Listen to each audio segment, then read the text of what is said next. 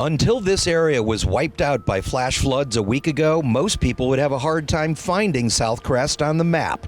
But as human nature would have it, the worst of times brings out the best in people.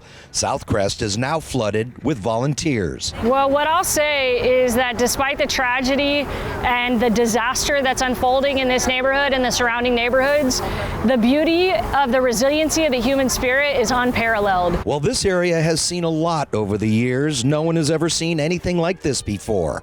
Not only the flooding and the devastation, but the community response and the generosity to follow. We're helping cleaning up. We're helping our neighbors down here. Hit pretty hard by the floods. We have more rain coming.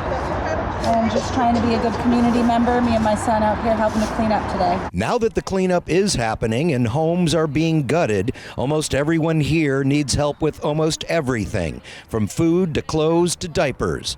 But the most valuable volunteer out here just might be the home inspector, who is volunteering his services. We just all came down here to see how we could help, and noticed, there was a lot of information that the residents didn't have as far as asbestos testing, drying out the houses, the demo process. So we've just been down here trying to donate our time and figure out how we can help. Before the flood, this was already an underserved community who felt ignored by City Hall.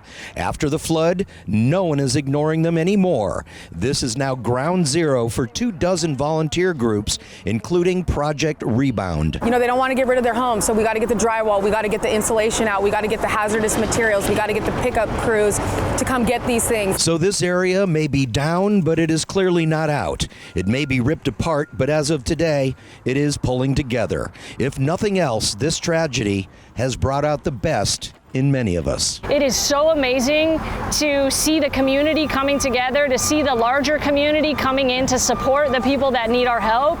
And if there is a silver lining in the middle of this mess, that's it. Well, as that storm heads towards San Diego on Thursday, as you can see, the crews here are working as fast as they can to get some of this stuff out of the way. They have taken tons and tons of dirt and trees that have been clogging the river.